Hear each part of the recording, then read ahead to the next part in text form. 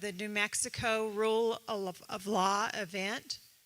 We're so excited for this unique and wonderful opportunity to see the New Mexico's highest court of law at work. First of all, I would like to acknowledge that San Juan College is located on the ancestral lands of the Dene people, the Hickory Apache, Southern Ute, Ute Mountain Ute, Hopi, and ancestral Puebloan also have ties and stories rooted in these lands and waters. We work, learn, and live on these lands. Now I would like to thank all of the Supreme Court justices that are here with us today. We have Chief Justice David K. Thompson, Senior Justice Michael E. Vigil, Justice C. Shannon Bacon, Justice Julie J. Vargas, and Justice Brianna H. Zamora. We also have some elected officials and distinguished guests with us here in the audience. First of all, we have Bill Hall, if you could please stand and be recognized, New Mexico State Representative. District Attorney Jack Fortner. Chief Deputy and Probate Judge Gary Risley. Judge Stephen Wayne. Judge Russ Bradford. Judge Curtis Gurley. Judge Brad Keeler, and District Judge Brenna Kalani Washna-Watak.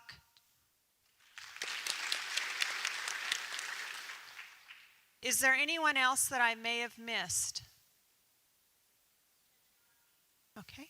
Judge Yazzie, can you please stand and be recognized? Thank you. We'd also like to thank all of the San Juan College students and high school students that have joined us this afternoon for this wonderful experience. Just to give you a little bit of information about San Juan College, San Juan College was established in 1956. We currently serve over 9,000 credit students each year and 4,000 students on our corporate training side with all of our industry partnerships. So that's 13,000 students. We're the fourth largest institution of higher education out of 29 in the state of New Mexico, behind the University of New Mexico, C&M in Albuquerque, and New Mexico State in Las Cruces. We have 140 different degree and certificate programs that may be of interest to you. And Wallet Hub, which is a group that helps individuals improve their credit scores, they just came out with a ranking. And of all the community colleges in the nation, they ranked the state of New Mexico's system as second in the nation. And San Juan College was ranked 25th out of 650 in their study. So we would love for you to attend. And we have some direct connections to what you're going to experience today if that's something you're interested in. If you're interested in becoming a lawyer, we can help you get everything you need before you transfer onto a university. We also have a criminal justice associate degree program.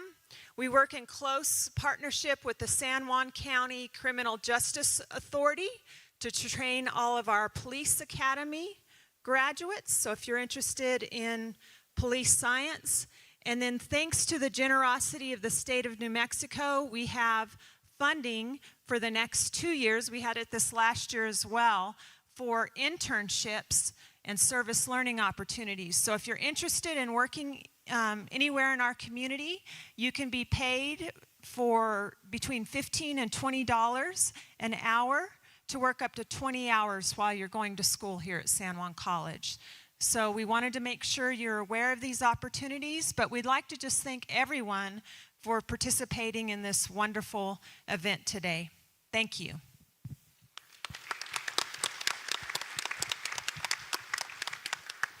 Good afternoon, everyone, and welcome. My name is Lisette Romero Cordova. I serve as the court's Chief Deputy Clerk of Court. On behalf of the court, thank you all so much for being here. We are pleased to be here at San Juan Community College, and we are pleased to see so many educators, staff from the local district court, students, of course, guests. Thank you again for being here and participating in our Rule of Law program. The purpose of bringing oral arguments into communities like this is to give you the chance to see, as Dr. Prendergast said, a chance to see the court, the highest court in the state at work. Please remember, these cases are very real. They involve real parties, real disputes, and decisions that will have a lasting impact on both the parties themselves and future litigants. Because of that, we want to make sure that you all know it's important that today's proceedings take place with the same dignity and respect as they do at our courthouse in Santa Fe. So before we begin, I just want to give you all a bit of information and a few reminders about courtroom decorum. So first, unless you have been given explicit permission, you should not have a cell phone. If you do, please make sure that it is turned off. Photography, video, recording of any kind, it's not allowed during arguments. Second, once court is in session, we ask that you remain completely quiet. So that means no talking, whispering, side conversations, and please no nonverbal reactions like clapping, cheering, or gestures. When the justices enter the courtroom, please stand and remain standing until they are seated. And at the end of the session, we ask that you rise again. If you need to step out, please do so quietly so as not to disturb the proceedings. These rules are not just tradition. They help ensure that the arguments of counsel receive full and careful consideration of the court and that everyone here can follow along. We are grateful for your cooperation, and we are honored to have you here to witness the work of the New Mexico Supreme Court. The court will be out shortly. Thank you all.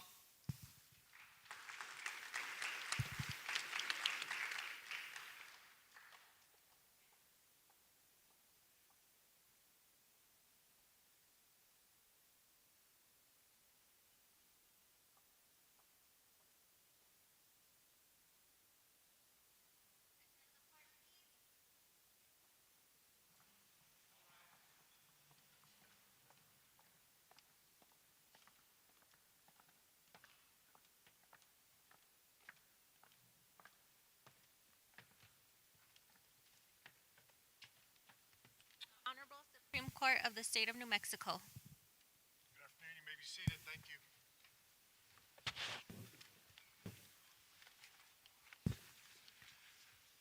Before we call this matter, I would like to thank all of you for attending and assisting the Supreme Court in improving civic education in New Mexico by taking this opportunity to witness judicial process live and stream through oral argument. On behalf of the court, I'd like to express my gratitude to San Juan College President Tony Hopper Pendergrass and their staff, including Paulette Stanley, Donna Ellis, Margaret Clare, Rhonda Schaefer, Chris Rosen, Kenny Hibner, Gabriel Paz Soldan. I know you were all introduced to our distinguished guests and judges, and we welcome you all, including our colleague, Chief Justice Emeritus of the Navajo Nation. We'd like to welcome all the students attending in person and schools, including San Juan College, San Juan College High School, Rocinante High School, Heights Middle School. We have 90 students from Kirtland Central, Farmington High School, as well as individuals from the Law Office of the Public Defender, the District Attorney's Office, and our local bar. We know there are students watching from Los Alamos, Cloudcroft, Pecos, Tierra Encantada Charter School, and Piedra Vista High School. Finally, we'd like to welcome our law clerks and staff from the Supreme Court. We give kind thanks to our Administrative Office of the Courts and our clerks that have worked so hard to set this event up, as well as our interpreters of American Sign Language, Spanish, and Dene. Finally, I'd like to express our gratitude to our own Supreme Court Law Library for preparing the lesson plans for teachers around New Mexico regarding this case. With those thanks, we will proceed to argument in this matter. We are here on S-1-SC-40623, Butterworth versus Jackson. May I please have entry of appearance of counsel? Mr. Chief Justice, I'm Charlie Gerstein on behalf of the intervener, and joining me at council table is Dina Bennett and Selena Baca. Or do you want to enter your own?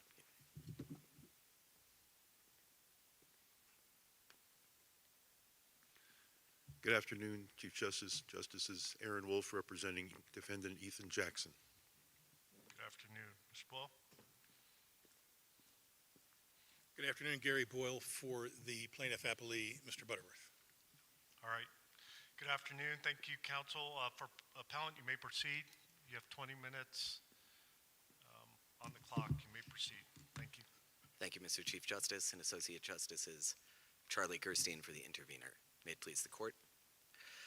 The court certified for decision the question whether the tort of alienation of affection should be abolished in the state of New Mexico. And in answering that question, I'd like to begin with the words of the lower courts in this very case.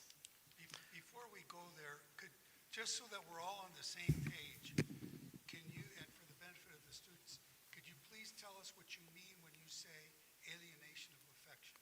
Yes, Your Honor. To state a claim for alienation of affections, well, to zoom out for a moment, alienation of affections is a cause of action that allows someone to sue a third party who is alleged to have caused the end of a marriage through, quote, malicious, close quote, conduct. And to state the elements of alienation of affections, one must show that there was a marriage with love and affection and that the defendant, quote, maliciously, close quote, interfered with it and that it ended in divorce. And this court certified for decision the question whether that cause of action should be abolished in the state of New Mexico, as it has been in at least 38 other states. And in answering that question, with the court's indulgence, I'd like to begin with the words of the lower courts in this very case. The Court of Appeals in this case said that this tort is, quote, a legal relic, close quote, that it, quote, diminishes human dignity, close quote, inflicts pain on the innocent, close quote, and that the court would abolish it if it had the power to do so. The Court of Appeals said that nearly 40 years ago once before, and the district court in this case said so as well. That the courts of this state, with experience litigating day-to-day cases, see no further justice in the existence of this cause of action speaks volumes, and that's why I began there. But we see many reasons for the abolition of this tort, including that it is unworkable because it results in unjust jury verdicts. By forcing jurors to consider a question that is explicitly against the public policy of the state of New Mexico to inquire into, which is what went wrong in a marriage. And that is a quote from Hakila versus Hakila in the Court of Appeals. In that case, the Court of Appeals said it is against the public policy of the state of New Mexico to inquire into what went wrong in a marriage. And in this case, the trier of fact, if it is allowed to proceed, will be charged with determining exactly that question. Did you have a question, Justice Vargas? I'm sorry. I have a question. Yes, Mr. Chief Justice. Understanding that argument, do you agree that there's still a New Mexico statute that says husband and wife contract towards each other obligations of mutual respect, fidelity, and support? Do you agree that's an existing statute? Yes, of course, Your Honor. And that statute lies in contract? I'm not sure exactly. So I think other courts interpreting that statute have held that it does not create enforceable contract obligations, but rather, oh, I'm sorry, Your Honor. No, I'm sorry. I'll let you finish. Yes, but rather that it states the public policy of the state that marriage is no longer a property relationship between husband and wife. It was passed, oh, I'm sorry. Your Honor. Similar public policy arguments that you're going to advance. 41.1, marriage is contemplated by the law as a civil contract. My question is this. Assuming we were to abolish the tort, that is not grounds necessary to abolish a statute, right? We may have policy disagreements with regard to that, but the judiciary doesn't have that authority unless it's under certain circumstances like it's unconstitutional. Would this claim still exist in statute as a contract claim? I don't think so, Your Honor, because as the Supreme Court of Idaho expressed in Neal versus Neal, the exclusive remedy for violation of that statute, and several states have statutes with identical language, is a suit for divorce. A suit for divorce has already taken place. A judgment of divorce was entered by the Boulder District Court, and that is all the remedy that that statute provides. And indeed, it would remain on the books, and it would remain a declaration both of the public policy of New Mexico and would be interpreted in divorce cases as necessary. But on its face, it does not create a cause of action against a third party. So it's important to recall that my client, the intervener, was not being sued in this case. She's a Colorado resident. Her ex-husband is a Colorado resident, and a Colorado court entered a judgment dissolving their Colorado marriage under Colorado law. And this is a lawsuit between the plaintiff and the defendant, who was not a party to the marriage and would not have rights under that statute. So I follow that argument. If this were in fact a contract, subject to breach of contract, you've got the wrong parties in tension here. But I'm curious, either under the contract theory or a tort theory, what is your understanding of what the appellee's remedy would be? Because divorce is typically the remedy for a broken marriage, but what's being sought here as a remedy? I have a hard time following that, and I'm wondering what you think. So the appellee here is seeking damages against the defendant. But how do you quantify damages over, is it akin to spousal support? And if that's the case, that's taken care of by the Domestic Relations Code, or is it something else? So the cases cited in appellee's papers from the Supreme Courts of Utah and Mississippi address those questions respectfully in an unsatisfactory way by saying, well, damages are always hard to determine, right? But in this case, they're uniquely hard to determine. I think Your Honor's question is going to that point. I don't know the answer to that question, and I think opposing counsel, Mr. Boyle, may have a different view, but I don't believe it is. The Colorado Supreme Court is currently considering petition for certiorari in the dissolution of marriage case and is resolving exactly that question. How should the property of the marital estate be divided? And this is a question about whether a third party should be made to pay damages for having supposedly caused the end of a marriage. And what the dollar value of that would be, I have no idea. We struggle with that. Loss of consortium is fairly ambiguous concept that's not easy. Loss of enjoyment of life, that's not uncommon in legal jurisprudence to wrestle with those. Is that grounds itself to abolish the court? I don't think it is grounds on its own, Your Honor, although I do think it is something that this court can consider in evaluating the workability of this cause of action. What is, I think, unique about this tort relative to other torts that this court has not abolished is that this court presupposes that intervener's affections, her desire to give affection to another person, does not belong to her. In a negligence action in which there's a loss of consortium claim, the presupposition is that the injured party wanted to give consortium to someone else, wanted to give affection and care to someone else. That is not the presupposition of this tort. The presupposition of this tort is that defendant somehow stole the affections of a grown adult person who makes her own decisions about to whom to give her affections. And I think that is a unique difficulty to charge the jury.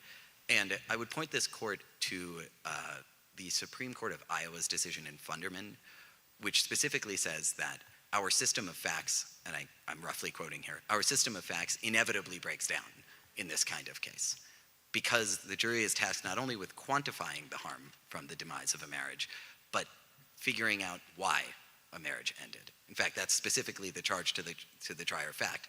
The trier of fact, in order to rule for the plaintiff here, will have to conclude that the plaintiff did not cause the end of the marriage, that the spouse did not cause the end of the marriage, but rather that only the defendant caused the end of the marriage. And to me, that's something that makes this feel particularly unworkable in that, I assume that a divorce is not caused by one particular thing. And what expert is going to come in and define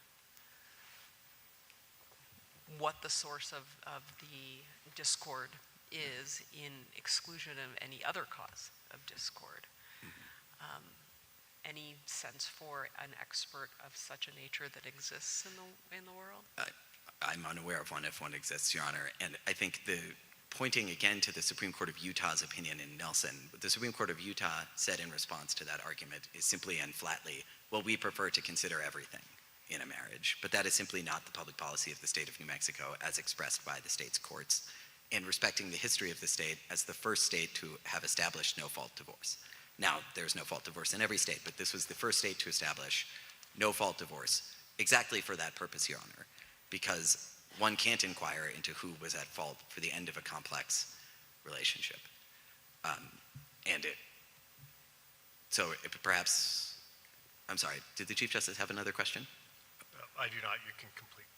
You can answer the question. Sure. So I don't know, even to the extent that there would be an expert who could testify to that, I think the court in Hocula specifically noted that it's just against the public policy of the state to inquire at all. And I think this case is a good example of why. In the record at pages 42 and 43 is evidence of the fact that this marriage ended because of plaintiff's anger management problems and the effect of those problems on their children.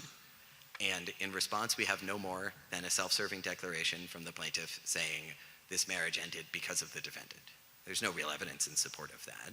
But even if that was part of the sort of overall mixture of things that happened in a marriage, as I think everyone in actual adult relationships knows, it is never as simple as, well, it was your fault or it was your fault. And the existence of this tort simply requires the finder of fact to make that kind of conclusion. Do you think this, by allowing this tort to continue to be utilized in New Mexico, what are some concerns about it being abused to,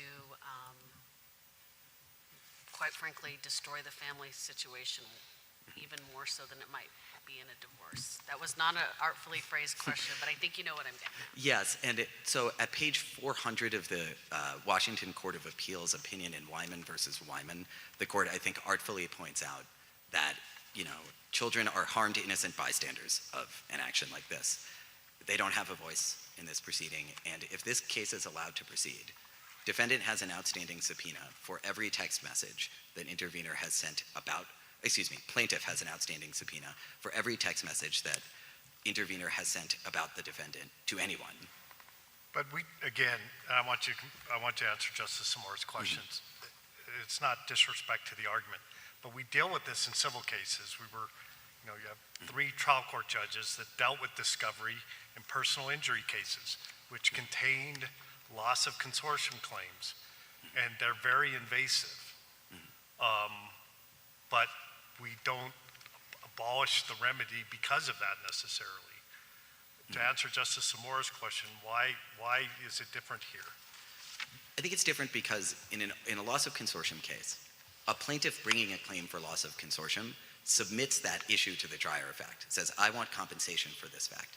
Intervener had nothing to do with this case. Intervener lives in Colorado. She did nothing relevant in the state of New Mexico. She's alleged to have done nothing relevant in the state of New Mexico.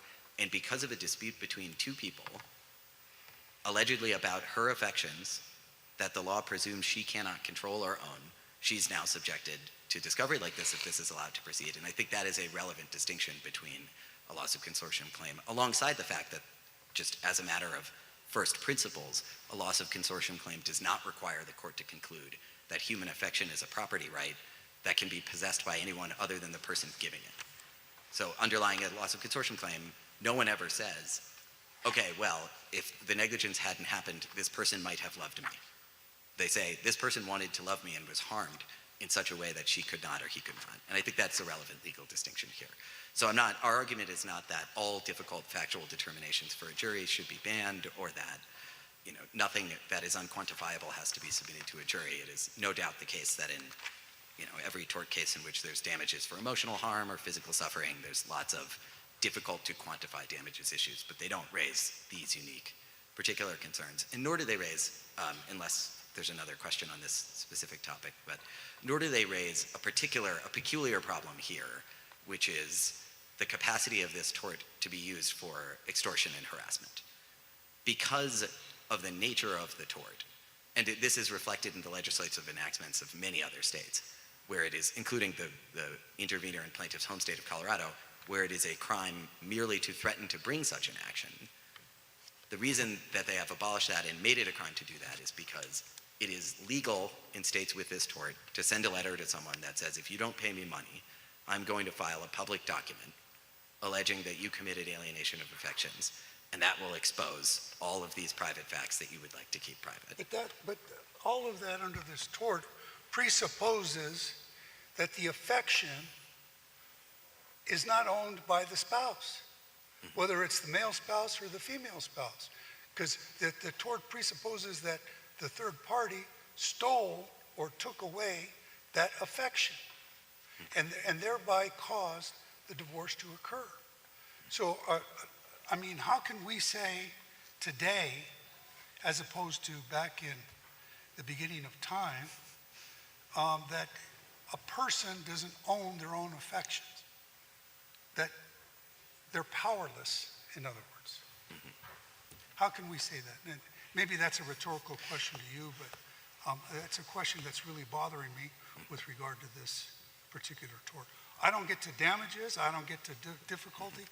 It's the foundation for the tort is that you don't own your own affections. Our answer is this court cannot so conclude. And indeed, I think the reason that the tort supposes that way is because of its historical origins at the time when one spouse owned the other spouse. And opposing counsel notes in his briefing that the tort is now available to plaintiffs and defendants and against defendants of any gender, but I think nonetheless the retrograde origin of the tort is reflected in this notion that one person owns another person's affections, whether they're married or not. The allegation in this case is that defendant stole the affection of intervener, of my client, that she couldn't own it, right? That she couldn't decide where it goes. Like a watch. Yes, like a piece of property. Yeah. That's right. And a piece of property that allegedly belonged to her ex-husband, not her. And I think to say that out loud is to say why this court should reject that conclusion. Again, returning to the statute and accepting that argument, the wording of the statute, husband and wife contract towards each other obligations, mutual respect, in this term, fidelity, uses the word fidelity and support. If the legislature, in all their good and bad wisdom, decides to promulgate that statute, can we use that argument? What do we do?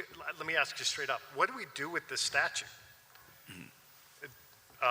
What, in your client's position, is it simply the remedy under 42.1?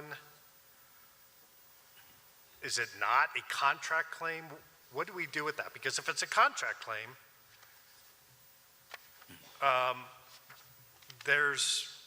you can interfere with the contract. So do we carve that out? You can't interfere with the contract under 42.1.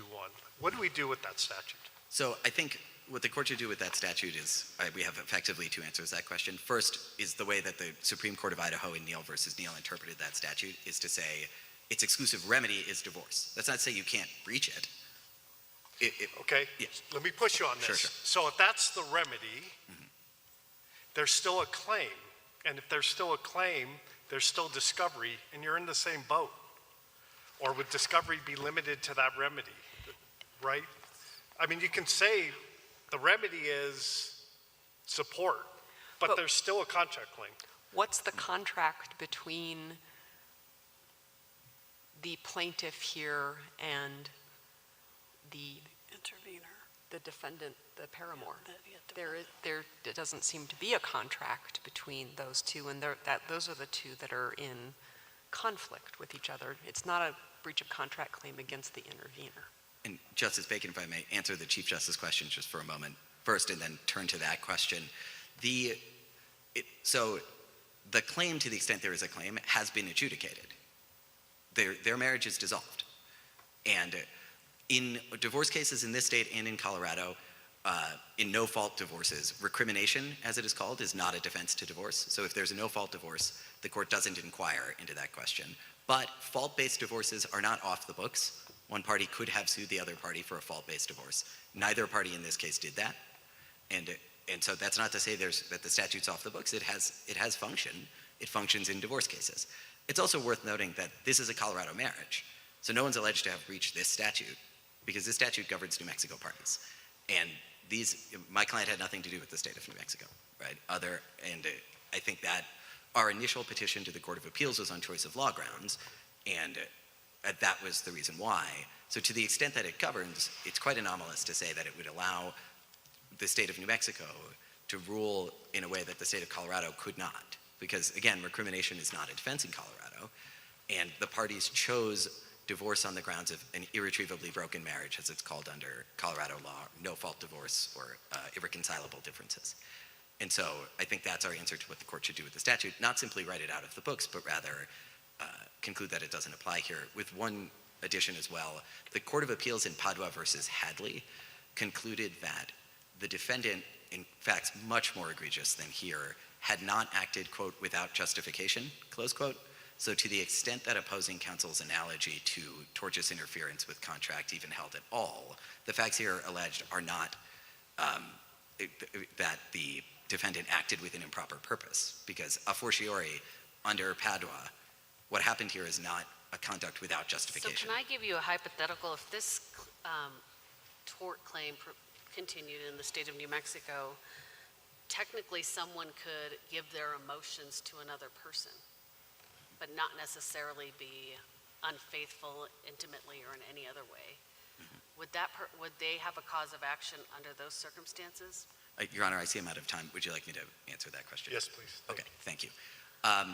So indeed, many cases in alienation of affection cases do not involve extramarital relationships, but rather, so a case in Idaho was a treating physician had an affair with someone. I suppose that did involve an affair, but there was, the Nelson case involved sort of meddlesome in-laws, effectively saying negative things, and I think so it's a much broader scope. Indeed, it's not clear from looking at the older cases, and the Supreme Court of Kentucky and Hoy did a good survey of the states. It's not clear that this is indeed even the mine run of cases. What often happens is, in some respects, even broader, that anyone who might have had some contribution to the end of a marriage can be hailed into court to answer for why exactly that happened. And I'll save the rest of my time for rebuttal unless the court has other questions. All right, thank you, counsel. Thank you, Mr. Chief Justice. Thank you. We'll proceed. Counsel for Appellee, Mr. Boyle, you have 30 minutes, please. Thank you, Mr. Chief Justice. The questions from the bench I want to address kind of early in the argument. But I want to start from the proposition that while counsel is correct that more states don't recognize this tort than do, we think it's important that you as the Supreme Court of this state look at what courts have done in other states rather than what legislatures have done in other states. And the only way you can get to the conclusion that a majority of the states disapprove of this tort is to take account of what all of the legislatures have done.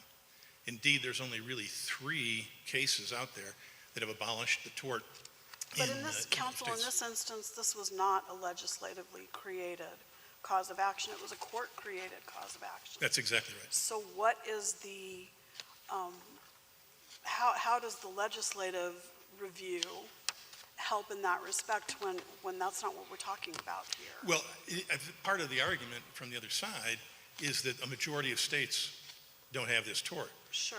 But the vast majority of those are ones that have done it by legislative act rather than by considerations that courts take into effect. But I think in fairness to that laundry list of cases is that each of those states, whether it be legislative or judicial, have said that it's violative of public policy. I understand. And so there's a through line regardless of your divvying up what the majority of states have done. It's the through line of we think this is abhorrent to public policy. That's completely true. But if you look at those states that have judged it based on what courts like this court take into consideration, they find that the public policy supports this more often than that it doesn't. And I think that's an important distinction because legislatures deal with other questions, political expediency and lots of other things that this court doesn't have to deal with. This court has to deal with what's right and wrong. And other judges sitting in your position have more often than not determined that this is a viable cause of action. And I think that's just an important distinction so that you don't come into this thinking that we're asking this court to do something that is unheard of or unprecedented or unusual or odd. But in order to do that, do you concede the court would have to acknowledge in an opinion that way that there's a property right to affection. I don't believe so. And the reason... How? First of all, we start from the assumption on the other side of this question that what is in this case... Let's start with the assumption of our precedent, Okay. which is that. Is it not in Birchfield? I don't believe you have to assume that it's a property right, that affections are a property right. Because I think we've gotten away from this. We're assuming that Mr. Butterworth is suing here to somehow right a wrong to his wife's affections. In fact, he's got affections too that have been impacted by this case. His affections, those, perhaps they're a property right To of the his. extent he still harbors affection for his ex-wife, he still has that affection. It has not been injured. It's the reciprocal that has been injured, and that's what you've claimed in this case. You haven't claimed that his affections have been hurt. It's that hers were interfered with as they were, in theory, being given to the husband. Yes, but he suffers the same thing.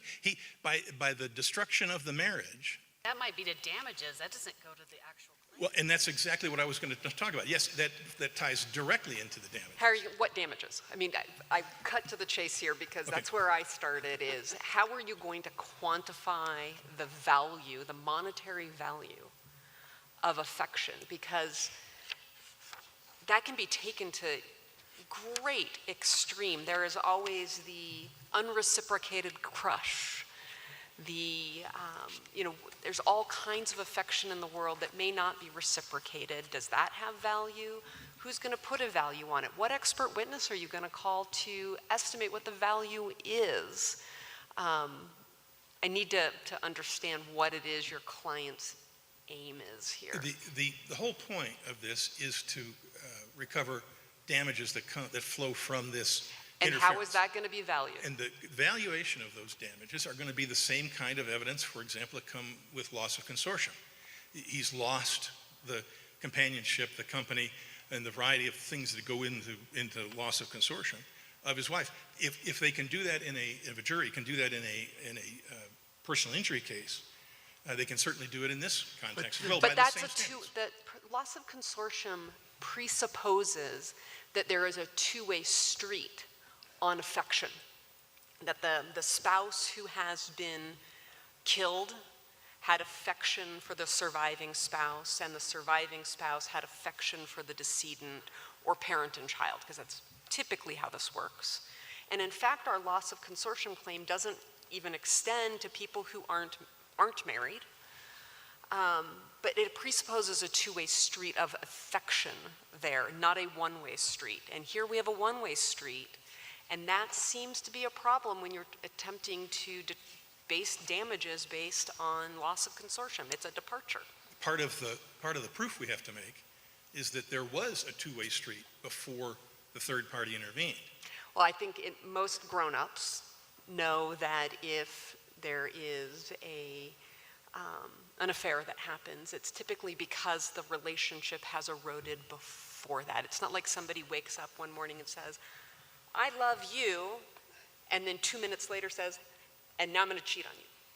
I mean, that's just not how grown-up relationships work. So how are you going to attach damages, again, to a one-way source of affection? If one assumes that we can demonstrate that there's a causal relationship, that there was love and affection, third party comes in, and now there's no longer love and affection, I think that is the causal link, but it's also the source of the damages.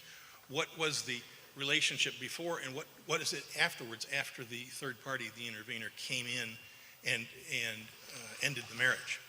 Yes, I understand that in a lot of cases, there's two sides to every story. There's a two-way street. But there's probably 20 sides to the story. Undoubtedly. And however many kids there are, there's 10 times for each of the kid, too. But the point is that courts and juries sort out that kind of information all the time. That's not an excuse to take away the remedy. That's an excuse to instruct the trial court on how to deal with the question. But again, your argument becomes a little bit circular, or maybe kind of ping-pongs back and forth, because all of that presupposes that he has some claim to her affection. I think it's his affections he's claiming. I disagree with that fundamental proposition. But the claim is her affections, and I wanted to ask, the Chief Justice's question wasn't answered, which is, why is it that his claim isn't based on her affections being his property right? He said it better than me. I don't believe it is the property right. It's, as the Chief Justice pointed out, the statute says that there is a contractual relationship, Well, so and but now it you're going includes to- fidelity. You're now going to a contract that's between the husband and the wife. Yeah, and this is a third-party interferer with that contract, just like a contract in the commercial sense, where a third party comes and tries to destroy that contractual relationship. But there's no contract to affection. There's a contract to fidelity, says so right in the But statute. you don't necessarily need infidelity to take someone's affection. This claim of affections doesn't necessarily require infidelity. But more importantly, what about plaintiff's argument that this is dealt with in the no-fault divorce case? We're the plaintiff, so I assume you I'm mean sorry, the other you're side. right, sorry. So, The other side. along those lines, Mr. Boyd, your client, this divorce was a no-fault divorce. Correct, Now, there was no suit for divorce on the basis of cause. correct.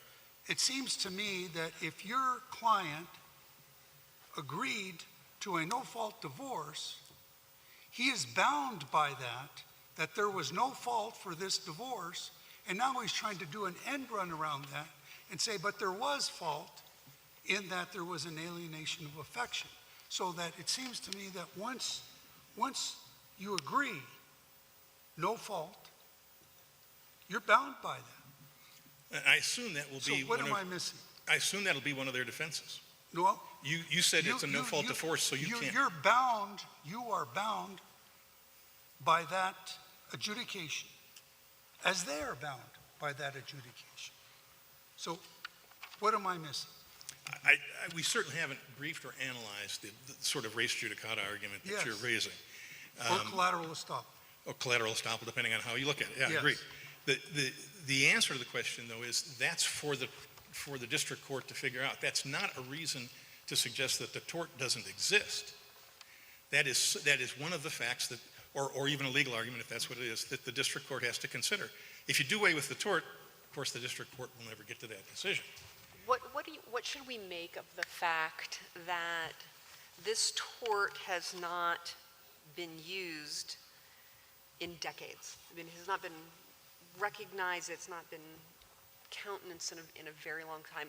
Wouldn't this come up all of the time if this was something that our society, I'm thinking about the policy side of this, that if this is what New Mexicans wanted the court to continue to support, that we would see claims of this nature fairly regularly? Just because they don't come before this court or even before the Court of Appeals doesn't mean they're not out there. I have no way to do a comprehensive search and find out how many of these cases have been in every district court across the state. Well, I was a district court judge for a very long time.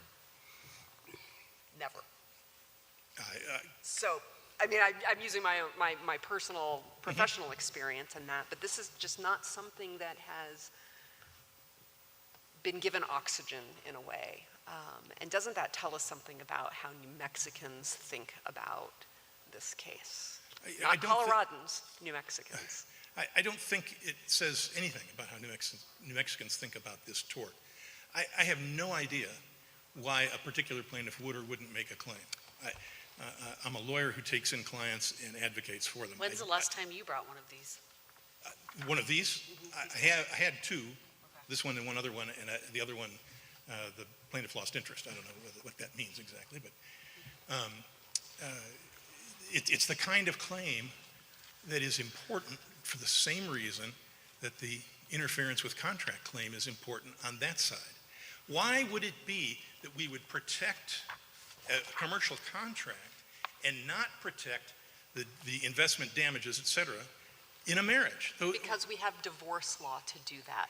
But that doesn't do it. We have supplanted this idea of ownership of affection and marriage and fidelity and all of these things, and we have said, and the legislature has said this.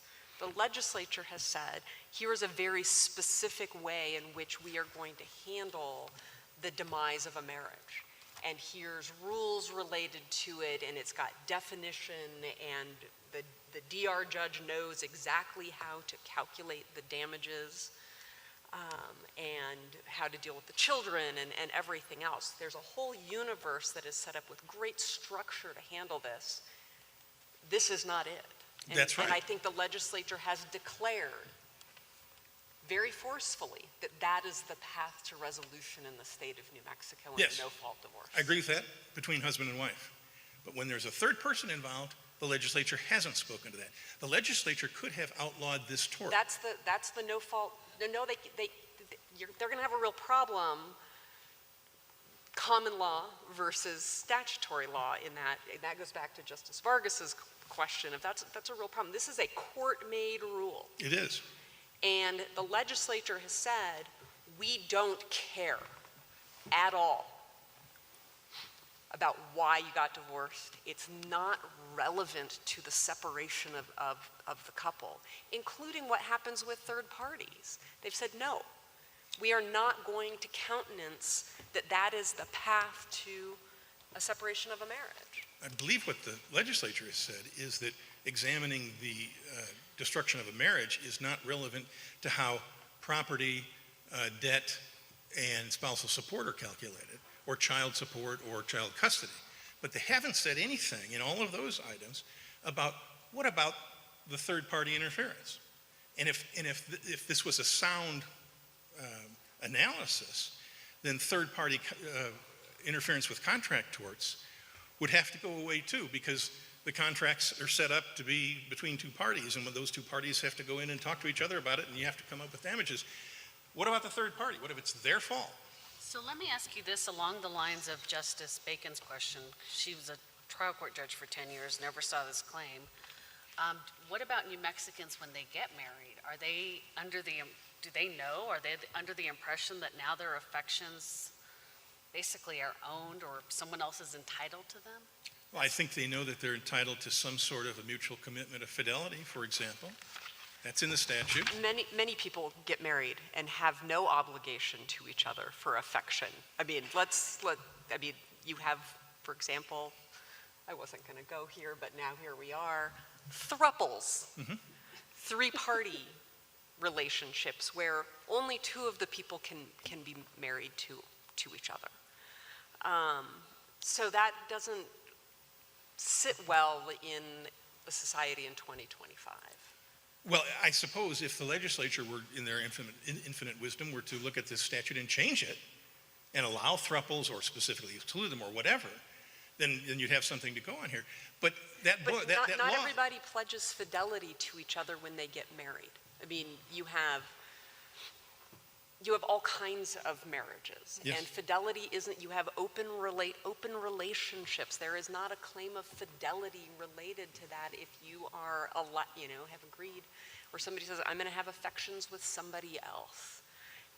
It seems that the law, to the extent that I think that statute actually means anything, it has been superseded by reality.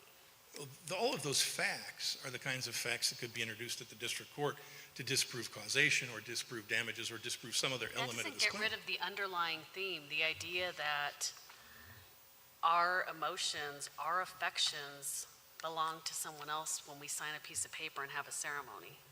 I mean, that's how it feels.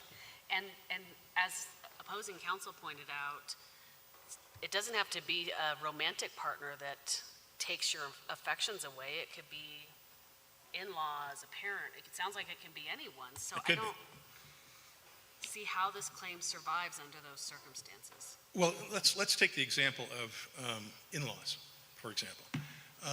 If in-laws destroy a marriage, and granted, I'm going to have a real big mountain to climb with proof. I get that. But let's suppose I could prove that the in-laws destroyed a marriage.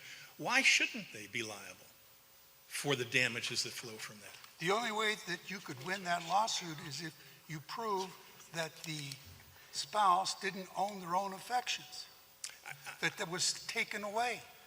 I don't believe so. No, I think you could prove that claim if you proved that there was plenty of love and affection, the in-laws did something, and then there suddenly wasn't And I think that proves that causation, potentially, depending what the proof is. But my point is that if you focus on the traditional notions or even the current notions of marriage and fidelity and affections and so forth, then you're doing a disservice to what this tort is all about in the first place, and you're doing a disservice to all of the other torts out there that we use to recognize this kind of relational damage. But isn't it a disservice to not only drag someone through a divorce court and their family, and then now we're also, we are the courts, we are the justice system. It just this overarching idea that now people have to go through 2 court cases, even though I understand you're not suing the wife directly, but it's her family, her children that are going through this process a second time. I just have to tell you, I'm concerned about that. The wife was not a party. No, I understand. And isn't a proper party until she intervenes. The wife brought herself into this case. Her story, her kid's story, her family's story is this case, whether she's a party or not. And the kids aren't proper witnesses. There's no experts to talk about what happened to the kids or didn't happen to the kids or what custody should be or any of those kinds of things that happen in a divorce case. And the notion that I heard the court suggest is what kind of expert would you get to prove causation? Experts aren't there for causation. Experts are there for damages and other things like that, practices of a professional, et cetera. There's a number of reasons. Causation comes from the facts, from what happened on the ground, what someone did on this date and what someone did on that date and what happened on this date, and what text message got sent and what phone call happened or email happened or whatever it is. But no expert in the world is going to be able to prove causation. And you just made the point I had a concern about, which is this family's personal life is all over the civil court now, in addition to the divorce court. I don't understand why that's good public policy for a doctrine that not we, the 5 of us, but that this court created. Really, I have to wonder about that. The idea, I think, is fairly simple. Yes, there are issues involved with this, but if the damaged spouse doesn't have the ability to seek damages against the person causing those damages, then what have we got? The statute has no meaning. It's essentially gone. I don't think the court lightly disposes of statutes like that. And all of the questions that we've had, I think every question we've discussed this afternoon, is about how do you go about proving this? How do you go, what's fair about this proof or that proof or damages or causation or whatever it is? All of those are legitimate questions, but they're questions to be handled in the first case by the district court and by the jury. I'll ask you. Okay. I'll ask you a different source of question. Reading through court cases that have abolished alienation affection to adopt your argument, courts deciding this, most of them have said that the origins of the law are so specious now that even though both men and women can file this claim, it is no longer supportable in today's society. So let's talk about the origins of this law. And that goes to the questions you're being asked about ownership. This is when husbands owned wives. And it is a path that it stems also to slavery, where one human owned another human. And if that's the underpinning of the law, I'm not sure we get into, is this tortious interference, is it not, should we do something with the statute or not? Isn't the origin of it abhorrent all by itself, and other courts have said that already? And other courts have disagreed. I've got 6 that say that. I'm sorry? I've got 6 that say that. And I've cited... I think the public policy in Utah, frankly, is a little bit different than the public policy in New Mexico and the public policy in Mississippi. A little bit different. And North Carolina and Hawaii and the other states that recognize the But court. isn't that a problem? Isn't the underpinnings, the origin story of this kind of law a problem in today's society? I readily submit that the origins of this tort are not positive. But I don't think that means that the tort has to go away. The world has moved on. It used to be, when the origins were alive that you talk about, that only the husband could bring this only the husband could bring the cause of action. Now both parties can. And it doesn't require sexual intercourse with the interloper anymore. It's not about that. It's about interfering with this relationship that is confirmed by the statute. And if the legislature had thought that statute was wrong or that statute somehow impacted this tort, the legislature's been free for 100 years to undo this tort. But they haven't. And I think that does indicate what New Mexicans think about this tort. I think you're conflating contract and tort now. No.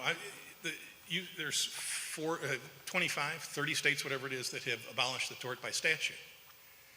They didn't have any trouble I'm doing talking about in New Mexico, because you're saying the statute here says that we can never do anything with this tort that we created through common law. I agree. I disagree. I'm not saying that. What I'm saying is that this statute talks directly to your question about what do New Mexicans really think. And this statute expresses the opinion that there is. And where does it call for damages in the statute? It doesn't. But it says there's a contract and says that contract includes fidelity. I understand, and if there's no provision for damages, there's a problem. There needs to be. Somehow this court needs to allow for there to be damages. Maybe you change the name of this tort from alienation of affections to breach of the statute. Then it'd To be what between end? husband and wife, right? right, and then to what end, because the statute does not provide for damages. Well, not every statute provides damages. There's not a statute. Statutes regarding breach of contract. Well, there's not a statute out there that talks about intentional interference with a contract but from a third party and establishes the damages for that. We have no trouble calculating that. There's no statute out there that defines loss of consortium or how to calculate it or Well, loss of payment. consortium is a different type, flavor of law than contract. But there's no reason to give marriage less protection than those other rights. So you raised the question of how New Mexicans have spoken. You have Murray and Birchfield dating back 1923 and 1925. The New Mexico Court of Appeals has addressed this. I understand it's the Court of Appeals, and we're more closely bound to our own precedent, certainly. Why, under Thompson or Hakila, where did they err in their reasoning? They certainly take a position, I think, reading those opinions, and you can tell me if you disagree, if they were the Supreme Court and not Court of Appeals, Birchfield would be overruled. I think that's true. Okay. And they have spoken more recently than Birchfield, correct? Yes. Okay. So where did the Court of Appeals err in its reasoning in either Thompson or Hakila? I think let me take Thompson and leave it some more with a more recent case. Sure. Thompson, I think, ignores all of the arguments about why there needs to be protection to the contracting parties in the marriage from a third party interference. Okay, contracted parties to a marriage. Take this hypothetical, your clients live in Farmington and file this at Aztec District Court and brought a breach of contract. The husband and wife, in this case, brought a breach of contract. Not a divorce proceeding, a breach of contract. What would happen to that claim? I assume it would be dismissed or turned into a divorce case or something. Yeah. So how does a third party interference survive? Well, I think it has to survive because otherwise there's no protection at all. You can't get a divorce. Well, you just answered my question. You can't get a divorce from a third party. Well, you can't bring a contract claim against your spouse. That's true. So how do I interfere with that? That's exactly my point. If there's an interference, go ahead. I'm sorry. If there's an interference with that relationship, that committed relationship that the statute establishes, then there ought to be a remedy for a breach of that statute. Well, it's not even just interference with the committed relationship, because people are committed to each other, but they don't have necessarily love or affection. There's probably marriages like that. You're saying specifically that they interfered with the affections or the love in the marriage. That's an element of proof. If you think that this marriage was so bad that nobody could interfere with it, then bring that up in the trial court and argue about it. I want to go back to the Chief's question because I think it was was a particularly good one, and I'm On not... occasion, that happens. If there isn't truly a breach of contract claim available for the parties to a contract, how can a third party interfere with that which is not really a contract? Because the relationship, even if it's disposed of in some other manner, divorce or whatever the issue is, it's still a relationship recognized by statute and compared to, if you will, or at least analogous to a contract. And But if the parties themselves cannot sue each other in contract, that means it's not really a contract. We've supplanted it with something else. How do you interfere with a contract that doesn't really exist? Well, it says that the statute establishes the relationship. I mean, the marriage license doesn't even say it's a contract. I don't know what the marriage license says. I see them all. We've all seen a number of marriage licenses. They don't say that it's a contract. But if you're saying, if our law has basically said through the divorce law that this isn't really contract law. And what I'm trying to say is there really are two things there. Yes, marriage is one thing and divorce takes care of marriage. But the relationship, the statutory relationship, is important because the statute establishes it, and it establishes a relationship that, whether you call it contractual or not, has all of those other elements of contractual with mutual obligations.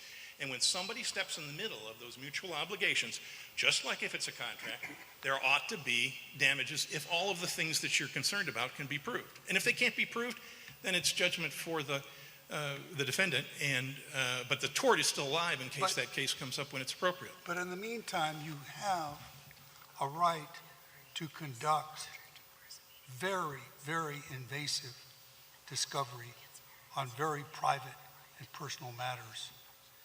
That gives you license to do that if the tort remains in place. How do you answer that argument? Yeah, I think the idea of invasive discovery, it's only as invasive as it has to be given the conduct of the parties. You know, we may be able to prove this case when we get back to the district court. Well, this Rule 26 is so broad, there's It is. really no limit to discovery. And maybe the solution is to alter Rule 26, but that's not why we're here today. But why should, you keep taking it goes back to the district court, it goes back to the district court, and a lot of these questions have been before you. Why would we even send it back to them? Why should this claim even exist? It should exist because without this claim, you have no remedy for the statute. Without this claim, you have no protection for the financial issues associated with a marriage. And good claims out there are going to be excluded, not because they're bad claims, but because you don't like the tort. And that's not right. The financial issues are addressed in the domestic relations. Not the financial issues that come from the third party's interference. You have yet to provide me a persuasive argument about what your clients would be entitled to. Well, the client's going to be entitled to losses and costs incurred in the divorce that have nothing to do with the property of the two individuals. Well, then that's an end run around the American rule, too. I mean, so now you're doing another end run. We're going to try and get a third party to pay for the cost of the divorce. Is it an end run if the third party has culpability in this? I don't think it is. All right, counsel, you're over time. One moment, please, see if there's any more questions from the panel. All right, thank you. Thank you. What do we do with the statute? Sure, would you like me to answer that question first? I very much would like you to Sure. answer that. I think this court doesn't really need to do anything with the statute because, again, it has operation. Opposing counsel said that if this court rules in intervener in defendant's favor, this statute is meaningless, and I just don't think that's true. They can bring a divorce action where it's relevant. The parties chose a no-fault. What does fidelity then mean in that statute? Given our previous conversation for half an hour, what do we do with the word fidelity? I think you say it can be enforced in a divorce that can be brought for fault if either party wants to. If one party wants to bring an action for divorce for infidelity, that's still there. Note also that this court's, the legislature's establishment of no-fault divorce was many years after the passage of the statute. Now there is an option for no-fault divorce. This court has held, and the Colorado courts have held, relevantly, that recrimination would not be a defense to a no-fault divorce. But if plaintiff wanted to sue his wife for divorce in Colorado and allege infidelity, I don't believe For one thing, surely the New Mexico statute would not provide that, but to the extent that Colorado would have had a similar statute, that's something they could have brought up, but they chose to get divorced on the grounds of incompatibility. That's, I think, an important distinction here. And I do want to just for a moment address a point that Justice Zamora was making, which is, my understanding is that many of opposing counsel's responses to this court were, well, it might be very hard for me to prove this. We'll go back to trial court and it'll be hard for me to prove this, and maybe I'll lose. And I think that's a very important point because it shows what's happening here. Plaintiff can't prove this case because this case is not capable of proof before a jury or trier of fact.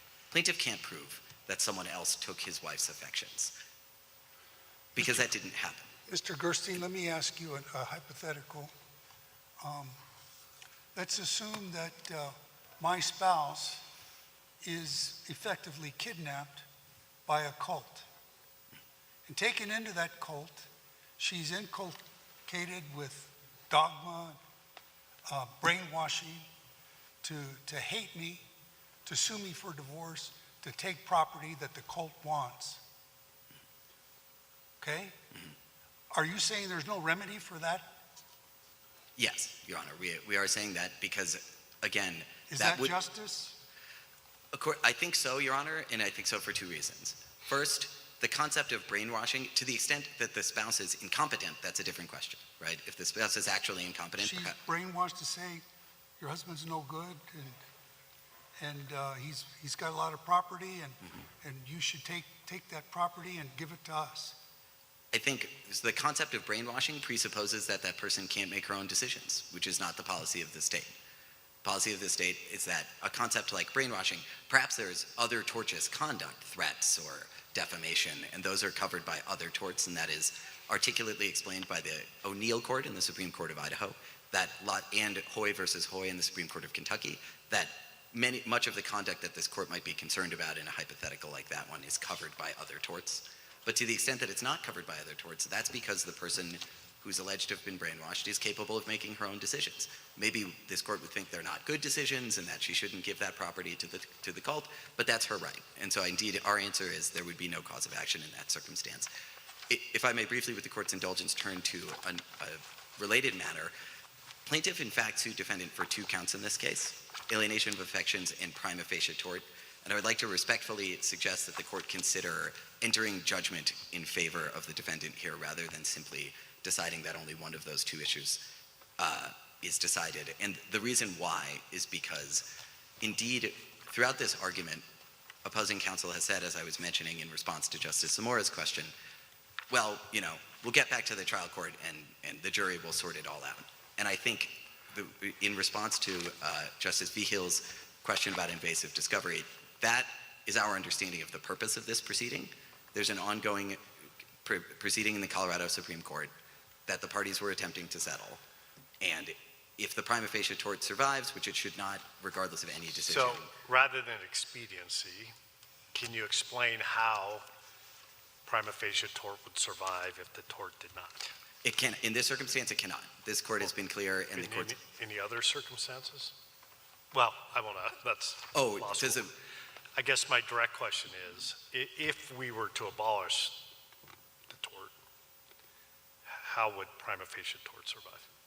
I think in circumstances like this court's decision in Beavers, that I think is the prototypical prima facie tort case. In that case, there was an employer who was unduly cruel to an employee who then resigned in this court. That is the case in which this court articulated the concept of prima facie tort.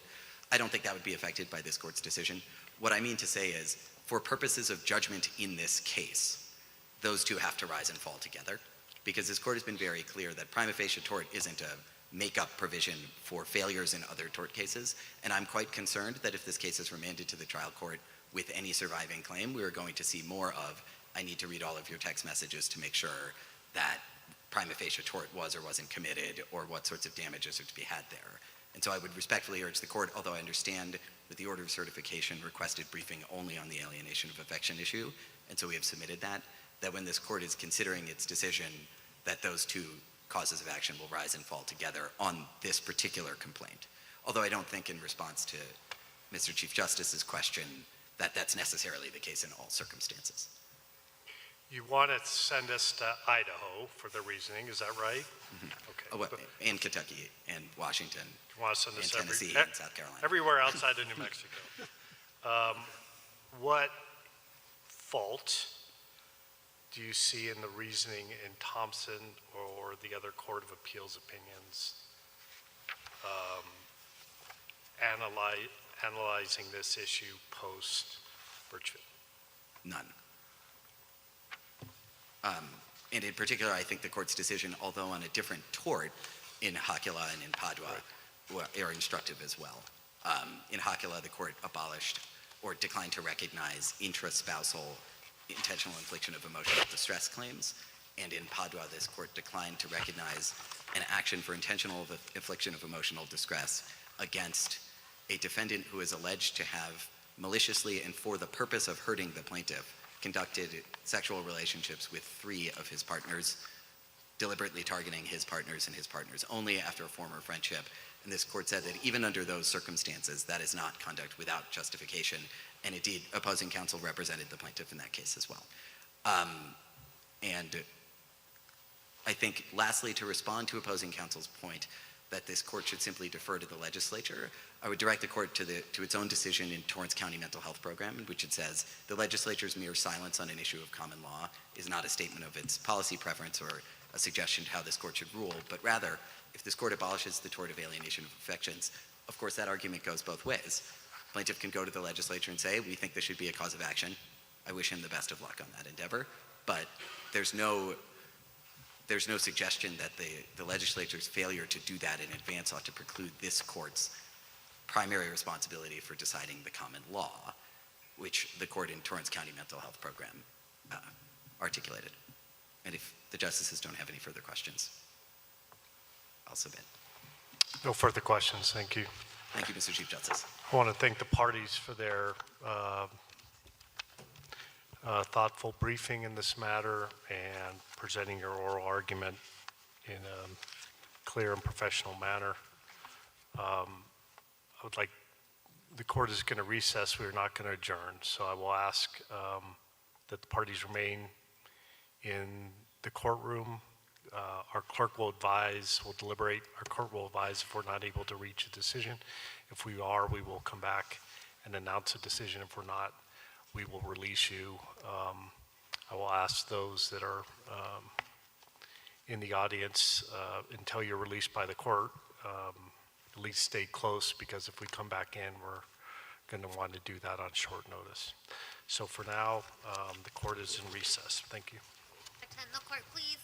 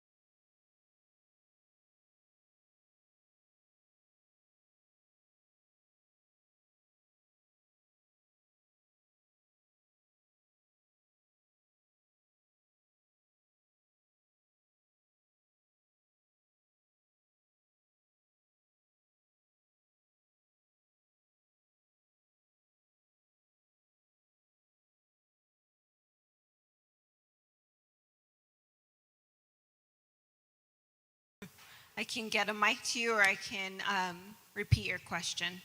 And I know a lot of students have to get on buses, so of course, feel free if you guys need to get out of here to do that.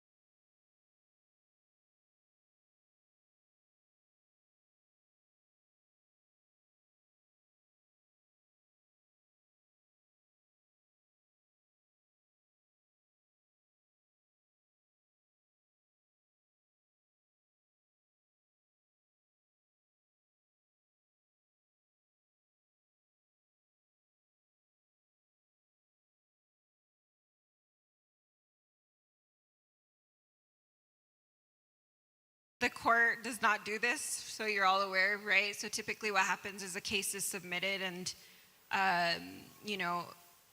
under our rules, the court typically has about 6 months after a case has been submitted before they issue an opinion of any sort, and typically it's only in writing, right? Occasionally what the court will do, especially when we're doing this rule of law program, is we know that everyone watching is curious about the outcome of the case, so the court makes an effort to deliberate right after arguments and reach a decision if they can, so that they can announce that decision from the bench. Regardless of whether they do or not, right, at some point down the road, there's going to likely be a written disposition explaining the court's rationale for reaching whatever decision it is that they did in the case. So that's what's going on here. I think, it's very, very, again, unusual for the court to make an effort at all to deliberate the case right after and announce a decision right after. So that's the benefit to the parties of participating in the rule of law program. There's a chance you get a decision earlier. But if there are no questions, we'll just wait till the court lets me know. Oh, we have one right here.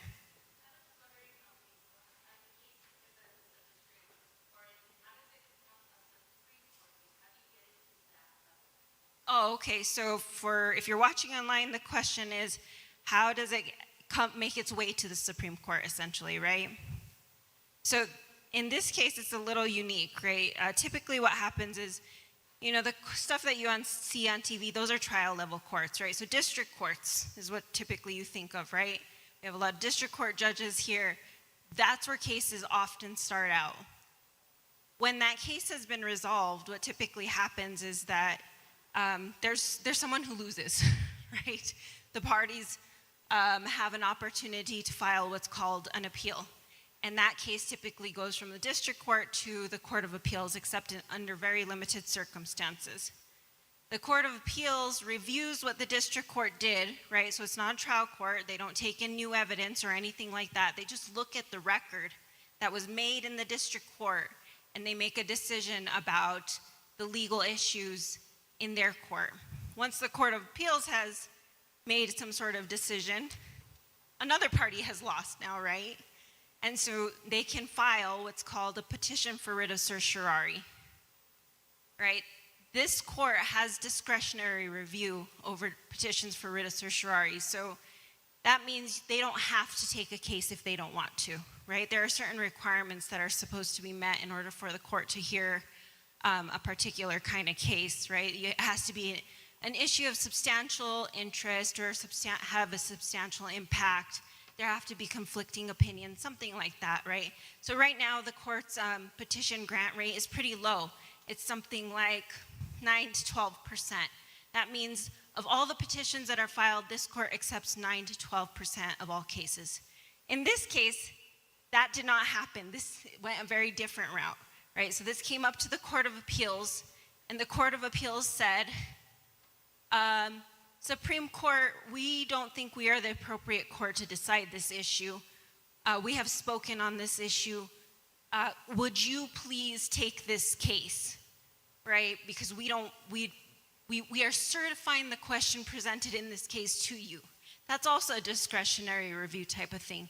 And in this case, the court said, yes, we're going to accept it. Court of Appeals, you don't have to rule on the matter. We'll take a look at it. And that's the posture of this case. So it's a little different. The court, sorry, I'm just checking because they're supposed to let me know when they're coming back out. Okay. Yeah, so the procedural posture is just different, right? But most of the cases that the court takes are discretionary in nature. The court has some direct appellate jurisdiction, so all first-degree murder cases, right, capital cases, those come directly from district courts to the Supreme Court.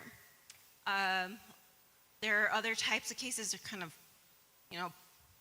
dry public regulations type cases. Those also come directly to us. But most of the cases that we take are all our discretionary review. We have original jurisdiction as well over extraordinary writs. But, the docket is really diverse, and I think when the most people think of the Supreme Court, you think of the cases that we take on discretionary review. We have other questions? Yes. Like the rule of law program? So we do it every single year. This is our 5th time. We've done it in Las Cruces. We've done it in Española. Last year we did it in Albuquerque at CNM. So every year we try and choose a case that we think students will be interested in, and we literally pick the courtroom up, as you can see, and we bring it out to communities. Because if you've ever been to Santa Fe to our courtroom, there are 30 seats, right? That's it. And it's first come, first served. So if you don't have the ability to make it easily to Santa Fe, and sometimes you have to wait in line, right, depending on the nature of the case, then you might not get to see a Supreme Court case live, right? So that's the whole point of this program, and we do it every year. The current Chief Justice Thompson, is very invested in this program, and I anticipate that as long as this court is on the bench, these particular justices, we will have this program.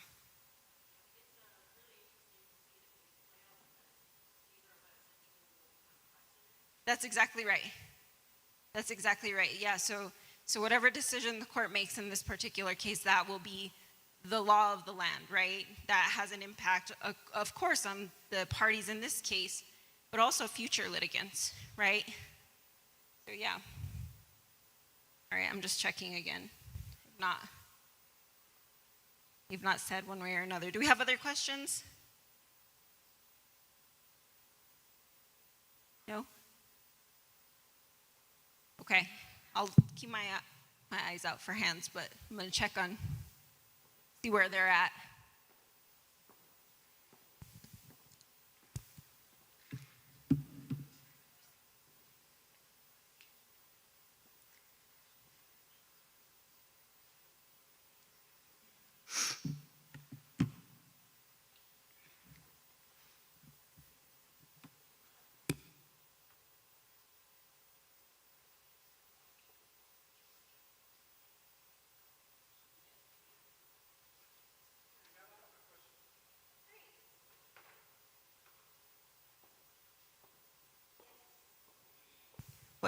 Okay, yes.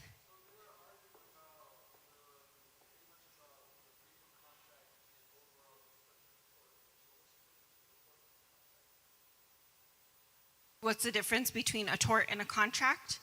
I think this is a good one for our panel of attorneys to answer. I'm an attorney too, but I prefer to let them do it. They're the ones that know this case best, so let's have them answer this. Do we have a volunteer from our panel of attorneys? What was that? Hello, test, no. I'll take you this mic. That's a great question. Welcome to the first day of law school. Contracts are agreements between parties. They can be written, they can be oral, they can be in a number of different conditions, but one party says, I'll give you this if you give me that. The other party says, yes, I'll give you that, and you have a contract. They can be much more complicated, of course. A tort is where two people that haven't agreed on anything get together because of circumstances. An auto accident is a tort. Somebody defaming another person out in the world is a tort. And there are all kinds of torts, but in theory at least, those people that commit torts don't have a relationship other than through those facts, through those circumstances. The people that have contracts, on the other hand, have already gotten together and agreed about something. Does that answer the question? I'll turn this back to the Dean of the Law School. Do we have anything to add from our attorneys over here? No? All right. Anything else? Yes.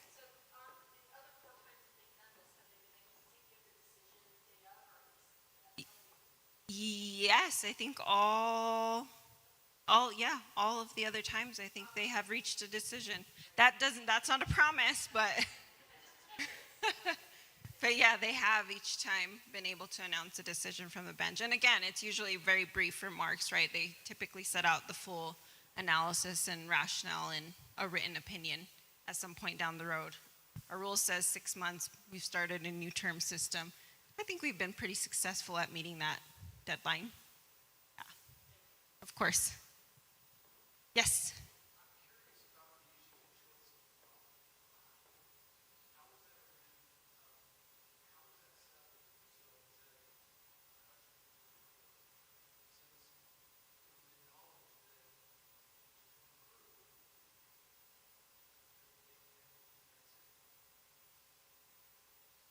Do you all have? It's a choice of law question. So for the online audience, it sounds, he's asking essentially how do they determine choice of law?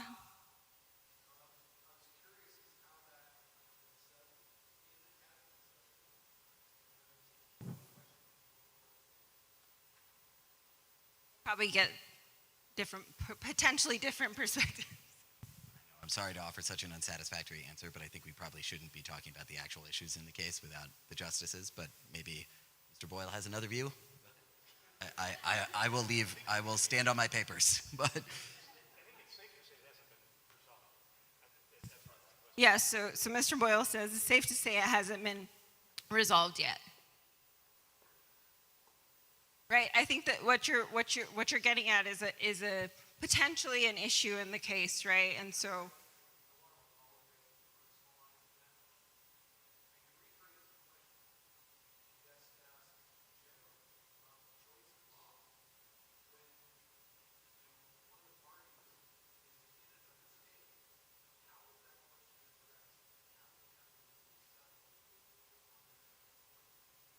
is that an answer we're willing to? I have an easy answer to that one. I have no idea, which is, so the state courts are split on how to do choice of law and alienation cases. We surveyed those in our initial papers to the Court of Appeals. And the key question is sort of what relevant conduct needs to be alleged. States applying the law, and New Mexico hasn't addressed that question. You have anything to add, Mr. Boyle?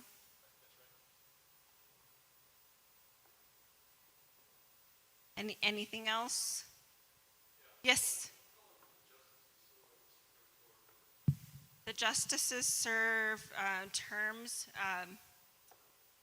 So they serve in terms of, what is it, 6 years? 8 years, you're right, 8 years. So typically they have to go through a retention election. First a partisan election, then a retention election, but terms of 8 years. And they take turns every 2 years. The Chief Justice changes. It's done typically in order of seniority. So for Chief Justice Thompson, he has been, he's coming up in April on 2 years, and at that point, we'll have a new Chief Justice. Yeah. Yes.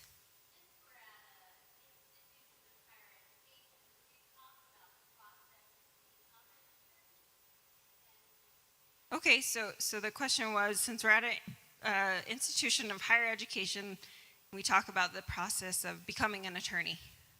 Okay, that one's yes, definitely. Okay, I think everyone takes their own path, right? But there are essential basic requirements.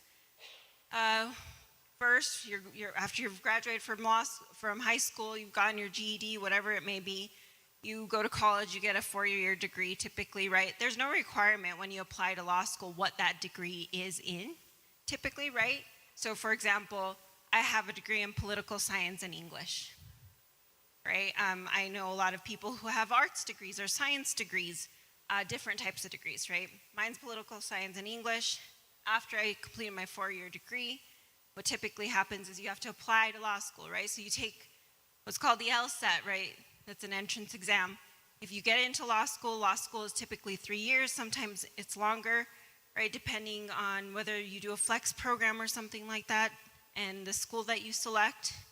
After you've gone to law school for 3 years and presumably passed all of your classes, you graduate from law school and you can sit for the bar exam. And if you pass the bar exam, that is how you become a barred and licensed attorney in the state of New Mexico. There are also other ways, right? You can have reciprocal admissions and things like that, but that is the basic path through law school, through college and then to law school and then becoming an attorney. Anything, do you have any other questions about that? Just basic educational requirements? Very good. All right, sorry, I keep checking my phone. I'm just distracted. I'm trying to make sure that they're not coming out and waiting and I'm here chatting away. Yes?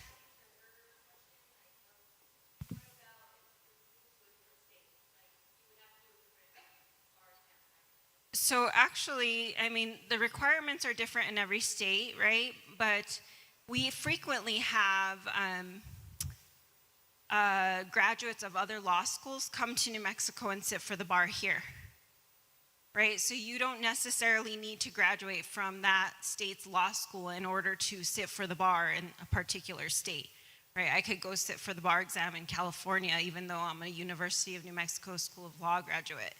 And there are all sorts of opportunities to sort of transfer your law license so that you have the ability to practice in other states. Yeah. Yeah. Probate, you know what? I don't know off the top of my head, but I think in New Mexico, some of our judges here, well, yeah. Oh, look, we have one right in front of you. Yeah, I bet he could tell you the requirements.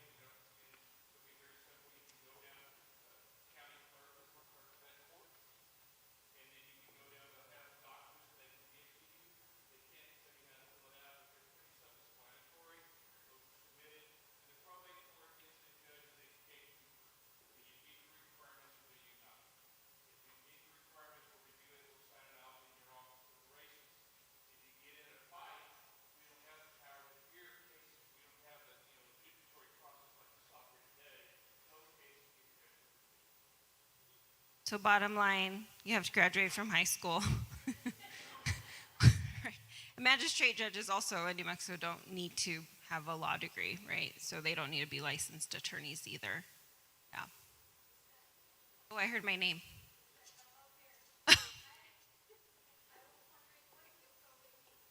What was that? What does probate mean?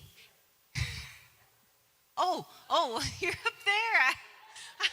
I kept looking and I said, I don't know who's calling me. So do you want to also answer that? I mean, I can, but we have the expert here. Why?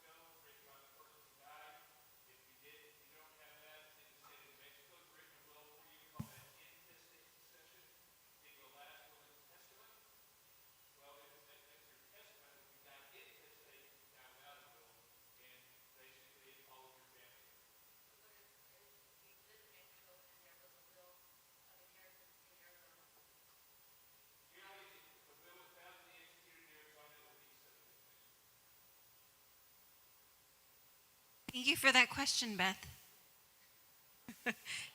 Any other questions? We have a little bit of time, maybe like 2-3 minutes for questions before. I've been told that the court is going to come back out. They have not said whether they're going to announce a decision, but they are going to come back out. Yes.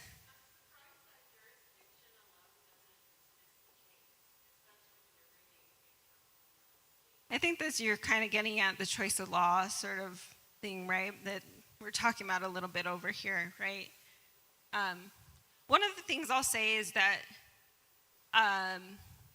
the court doesn't raise issues. So sometimes with respect to jurisdiction, right, that can come up and it can sort of, sometimes the parties don't always raise it, right? And so often what happens is with jurisdictional issues, the court won't address issues not raised, right? Except under certain circumstances. I'm not saying that's what happened here. I'm just saying, generally speaking, with respect to jurisdictional questions, sometimes there are jurisdictional issues that people see and they're like, what happened to isn't there a jurisdictional problem here? And again, sometimes it's a matter of, the court won't touch issues that haven't been raised. Sometimes, because it is jurisdictional, they'll reach out and grab it even though the parties did not brief it at all, right? One of the things that one of the things I said, right, is that when you're in an appellate court, you don't take new evidence, right? You don't take, it's limited, the court's review is limited to the record, right? And so that's true at the Court of Appeals level, that's true at the Supreme Court level. We are limited to what the parties have actually raised, unless the court wants to sua sponte reach out and ask the parties, please brief this very specific issue. It's kind of what happened here, but not totally, right? There was a certified question from the Court of Appeals, and then the court actually asked for what's called supplemental briefing, right? The parties submitted their briefs and they're like, actually, we want to know more about these other things. So tell us more. Right. Yeah. Okay, so I think we're getting pretty close. I'm going to wait for the court. We'll call court into session again. So it'll be the same thing, right? You'll hear attend the court. That's when we'll stand. And then we'll let the Chief Justice make his remarks.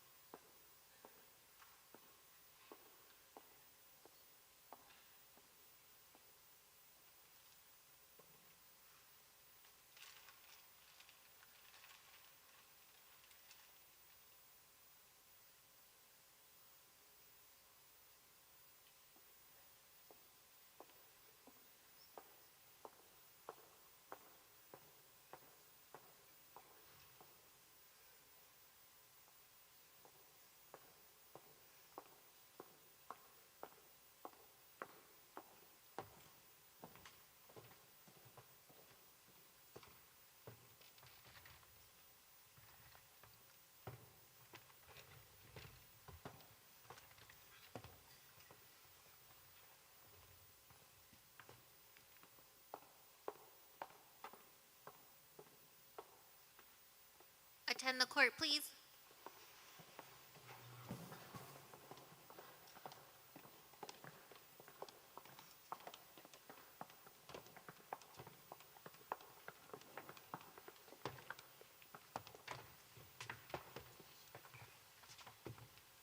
Thank you. You may be seated.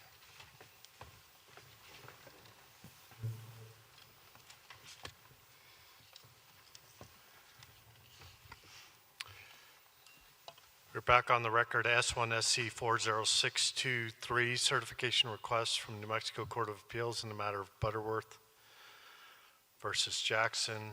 As is custom of the court in these proceedings, we recess to discuss the case and deliberate. And if we're able to reach a decision, we make every effort to announce that.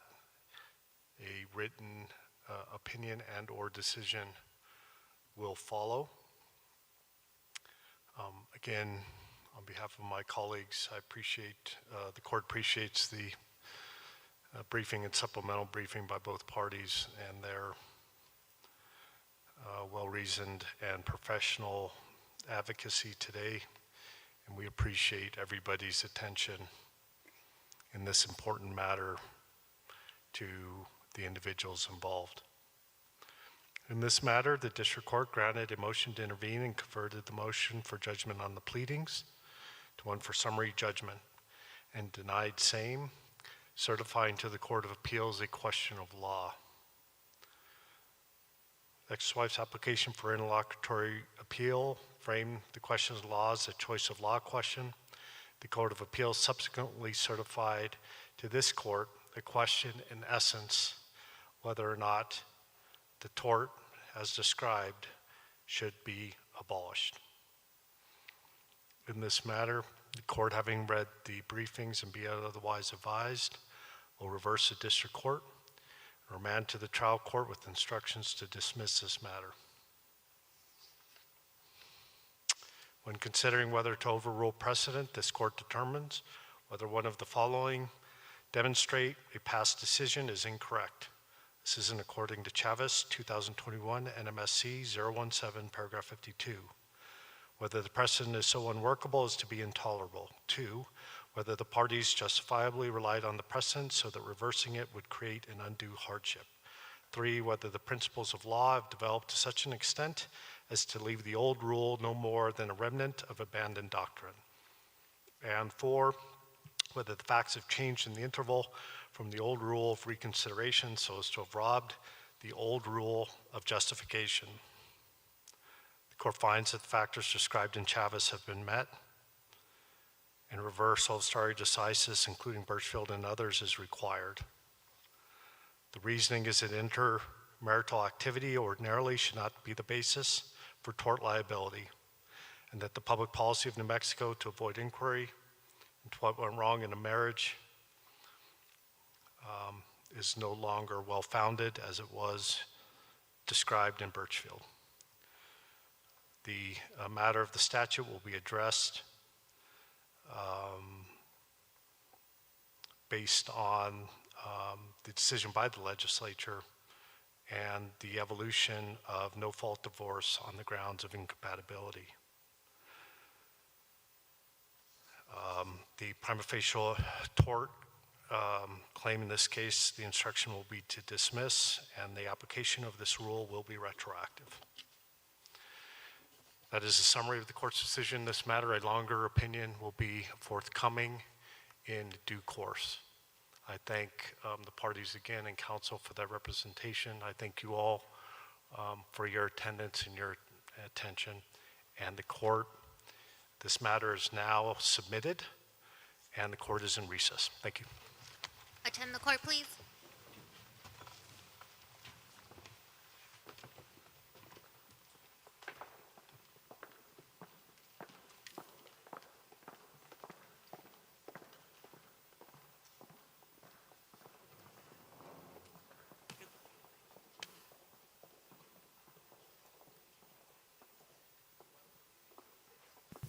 Thank you all for being here.